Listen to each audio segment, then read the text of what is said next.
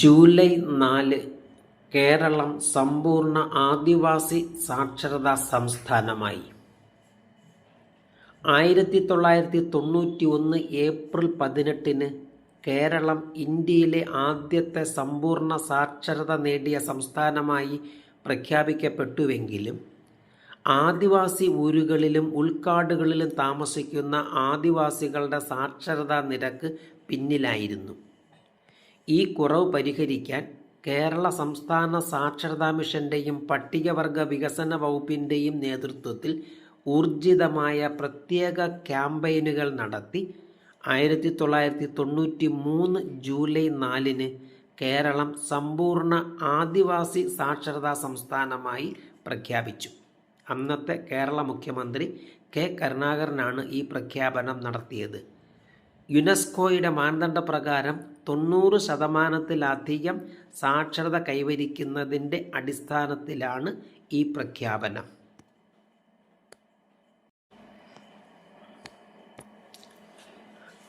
ദാക്ഷായണി വേലായുധൻ ജന്മദിനം.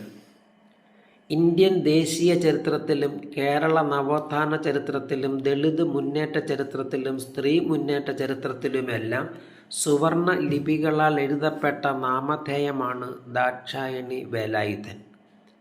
Doctor BR Ambedkar അധ്യക്ഷനായ 299 അംഗ ഭരണഘടനാ നിർമ്മാണ സഭയിലെ ഏക ദളിത് വനിത, ഏറ്റവും പ്രായം കുറഞ്ഞ വ്യക്തി, പുലേ സമുദായത്തിൽ നിന്ന് ബിരുദ വിദ്യാഭ്യാസം നേടിയ ആദ്യ വനിത എന്നിങ്ങനെ വിവിധ റെക്കോർഡുകളുടെ ഉടമയായ ദാക്ഷായണി വേലായുധൻ 1912 ജൂലൈ 4 കൊച്ചിയിൽ മുളവുകാട് ഗ്രാമത്തിൽ ജനിച്ചു.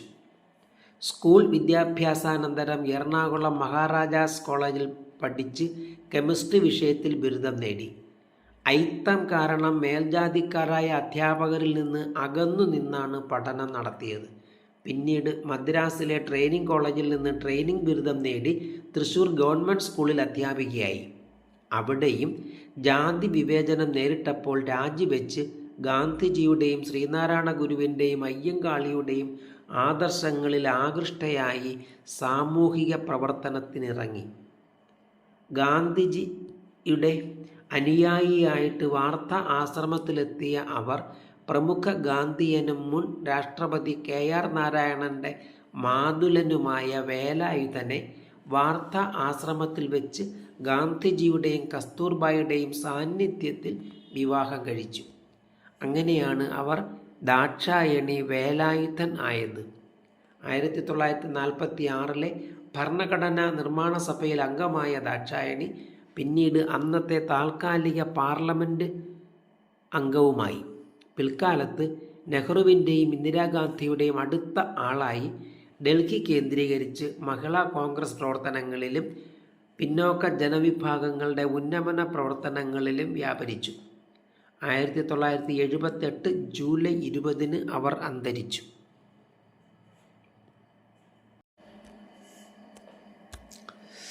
സ്വാമി വിവേകാനന്ദൻ സ്മൃതി ദിനം.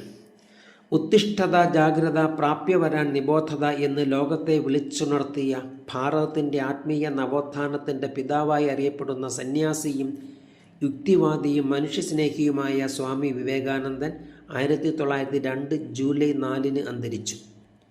1863 ജനുവരി 12 കൽക്കട്ടയിലാണ് അദ്ദേഹം ജനിച്ചത്. യഥാർത്ഥ പേര് നരേന്ദ്രനാഥ് ദത്ത് എന്നായിരുന്നു.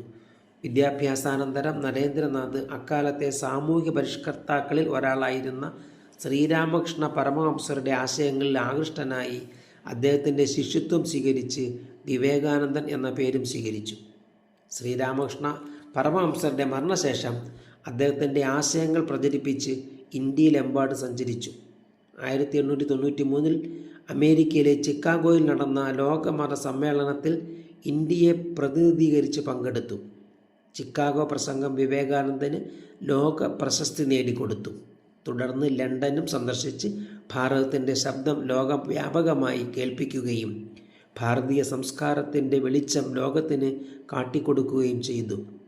ശ്രീരാമകൃഷ്ണ പരമഹംസരുടെ ആശയം പ്രചരിപ്പിക്കുന്നതിനും ദരിദ്രരുടെ ഉന്നമനത്തിനും വിദ്യാഭ്യാസത്തിനുമൊക്കെയായി 1897 അദ്ദേഹം ശ്രീരാമകൃഷ്ണ മിഷൻ സ്ഥാപിച്ചു.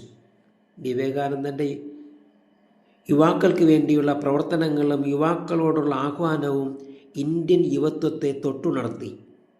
അവർക്ക് അതൊരു വലിയ ഉത്തേജനമായി. 1902 ജൂലൈ 4 39 വയസ്സിൽ അദ്ദേഹം സമാധിയായി. 1985 മുതൽ അദ്ദേഹത്തിൻ്റെ ജന്മദിനമായ ജനുവരി 12 ദേശീയ യുവജന ദിനമായി ആചരിക്കുന്നു. വിവേകാനന്ദൻ്റെ തത്വങ്ങളും ആശയങ്ങളും ഇന്ത്യൻ യുവത്വത്തിന് പ്രചോദകമാകണമെന്ന് ഉദ്ദേശിച്ചാണ് അദ്ദേഹത്തിൻ്റെ ജന്മദിനമായ ജനുവരി 12 ദേശീയ യുവജന ദിനമായി ആചരിക്കുന്നത്.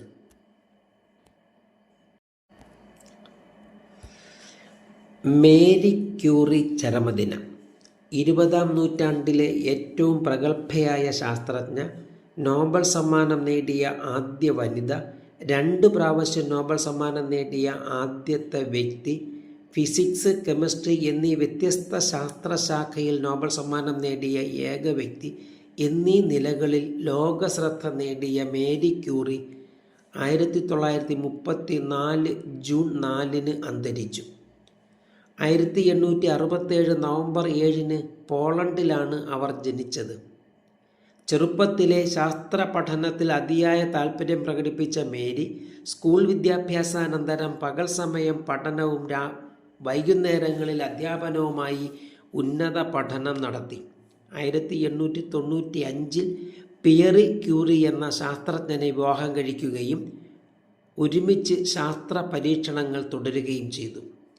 റേഡിയോ ആക്റ്റീവതയുമായി ബന്ധപ്പെട്ട ഗവേഷണ നേട്ടങ്ങൾക്ക് 1903 മേരി ക്യൂറിക്കും പിയറി ക്യൂറിക്കും ഫിസിക്സിനുള്ള നോബൽ സമ്മാനം ലഭിച്ചു.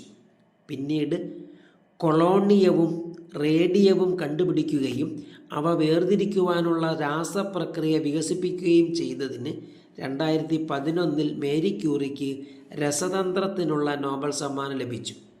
തുടർച്ചയായ ഗവേഷണ പ്രവർത്തനങ്ങളും പരീക്ഷണ സമയങ്ങളിൽ ഏൽക്കേണ്ടി വന്ന റേഡിയോ ആക്റ്റീവ് വികിരണങ്ങളും അവരുടെ ശരീരത്തെ അർബുദ രോഗത്തിന് ഇരയാക്കുകയും 1934 ജൂലൈ 4 ഈ ലോകത്തോട് വിട പറയുകയും ചെയ്തു.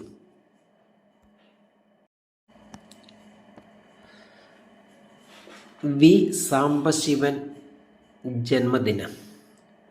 കഥാപ്രസംഗം എന്ന കലയെ ഏറ്റവും കൂടുതൽ ജനകീയമാക്കുകയും കഥാപ്രസംഗ കലയിലൂടെ കേരളീയ ജനതയെ ഉന്നത സാമൂഹിക രാഷ്ട്രീയത്തിലേക്ക് ഉയർത്തുകയും ചെയ്ത, അക്ഷരാർത്ഥത്തിൽ കഥാപ്രസംഗ കലയുടെ കുലപതിയായ വി സാംബശിവൻ 1929 ജൂലൈ 4 കൊല്ലം ജില്ലയിലെ ചവറയ്ക്കടുത്ത് ഗുഹാനന്ദപുരത്ത് ജനിച്ചു.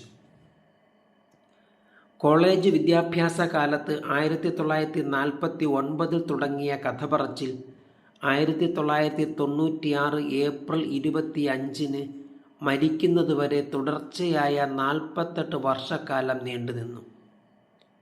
60 കഥകൾ 15,000-ലധികം വേദികളിൽ അവതരിപ്പിച്ചത് കഥാപ്രസംഗ കലയിൽ മാത്രമല്ല സർവകലകളിലുമുള്ള സർവകാല റെക്കോർഡാണ്.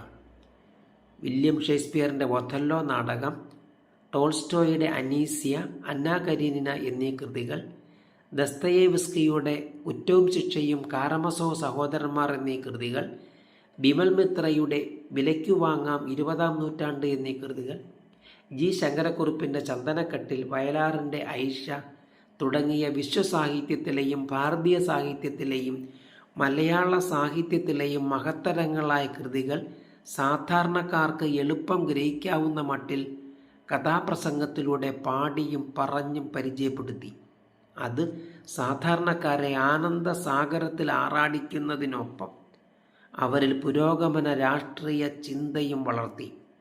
മലയാളികളുടെ ഭാവനയും ചിന്തയും വികസിപ്പിക്കുന്നതിലും അനീതികൾക്കെതിരെ പോരാട്ടം ശക്തിപ്പെടുത്തുന്നതിലും ജനതയെ പുരോഗമന രാഷ്ട്രീയത്തിനൊപ്പം നിർത്തുന്നതിനും സാംബശിവൻ്റെ കഥാപ്രസംഗ വേദികൾ വലിയ പങ്കുവഹിച്ചു.